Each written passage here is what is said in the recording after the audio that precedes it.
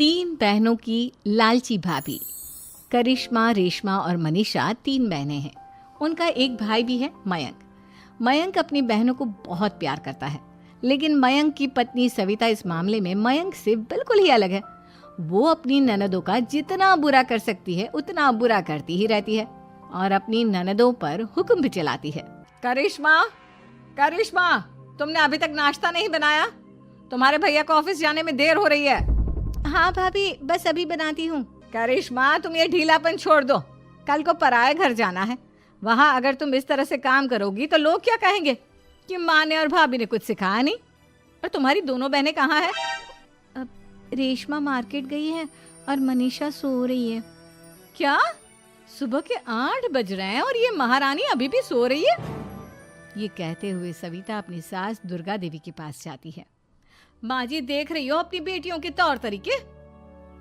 क्या हुआ बहू, सुबह सुबह क्या कर दिया मेरी बेटियों ने? अरे एक तो अभी अभी उठकर किचन में गई है, दूसरी सुबह सुबह बाहर चली गई और तीसरी अभी तक सो रही है। क्या करूं मैं इन तीनों का, मैं तो परेशान हो गई हूँ।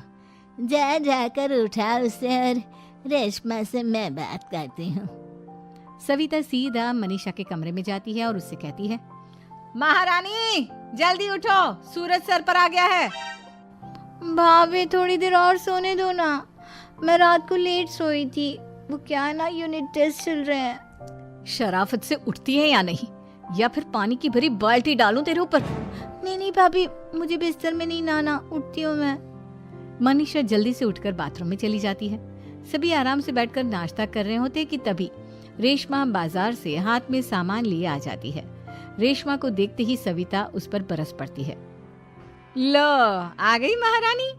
ऐसा भी क्या सामान लाना था जो सुबह आंख मलते ही बाजार की तरफ रवाना हो गई? भाभी, कल आप ही तो चीख रही थी कि घर का सारा सामान मुझे ही लाना पड़ता है, घर में किसी को भी किसी काम से कोई लेना देना नहीं है। अब मैं बाजार जाकर सामान ले आई तो आपको इस बात से भी तकलीफ हो रही है? देख रही हो माँ जी, अपनी बेटी की जुबान कैंची से भी तेज चलती है। और मयंक, आप तो कुछ कहेंगे नहीं अपनी लाडली बहन को। रेशमा, अपनी भाभी से ऐसे बात नहीं करते। चलो माफी मांगो। भैया, मैं क्यों माफी मांगू?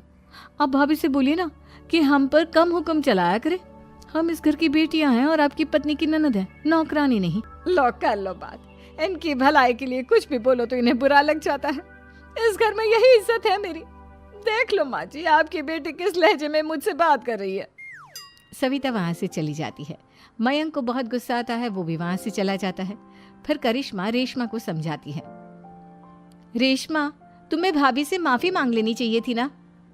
लेकिन दीदी, मैंने कुछ किया ही नहीं, तो मैं माफी क्यों मांगू? हाँ करिश्मा दीदी, रेशमा दीदी जैसे ही घर में आई भाभी ही उन पर चिल्ला रही थी। हाँ, मैं मानती हूँ कि गलती भाभी की थी। मैं तो इसलिए बोल रही हूँ कि भाभी ने माँ को तो पूरी तरह अपने वश में कर लिया है। वो हमारी बात सुनती ही नहीं। मयंक भैया हमारे लिए हमेशा खड़े रहते हैं, इसलिए उनकी बात का मान तो तुम्हें रखना चाहिए था ना। कोई फायदा नहीं दीदी, कुछ दिनों की बात और है, भाभी उन्हें भी हमारे खिलाफ भड़का देंगी। फिर वो भी माँ की तरह हमारी किसी बात का विश्वास नहीं करेंगे। इसी तरह सविता अपनी तीनों ननदों को किसी न किसी बात पर परेशान करती रहती थी। एक दिन मयंक अपनी तीनों बहनों के लिए गिफ्ट लाया। करिश्मा, ये तुम्हारे लिए हार का सेट। रेशमा, तुम्हारे लिए सुंदर सी ड्रेस। और मनीषा, तुम्हें किताबें पसंद है ना, तुम्हारे लिए किताबें लाया हूँ। थैंक यू भैया। थैंक यू भैया। थैंक यू भैया। करिश्मा, तुम्हारा नेकलेस कितना सुंदर है। ये भैया कहाँ से ले आए होंगे? मैंने भैया को 3 दिन पहले फोन पर ये डिजाइन दिखाया था और आज भैया ये ले आए। सविता तो अपनी ननदों के गिफ्ट्स देखकर जल गई और करिश्मा का नेकलेस तो उसे भी बहुत पसंद आया था। अपनी बहनों के लिए कितना अच्छा नेकलेस लेकर आए हैं, मुझे कभी कोई गिफ्ट नहीं दिया। मैं आज ही ये हार चुरा लूंगी। रात में सविता करिश्मा का हार चुरा लेती है और इसी तरह उसे अपनी ननदों की जो भी चीज अच्छी लगती वो उसे मांगती नहीं, बल्कि रात के अंधेरे में चुरा लेती।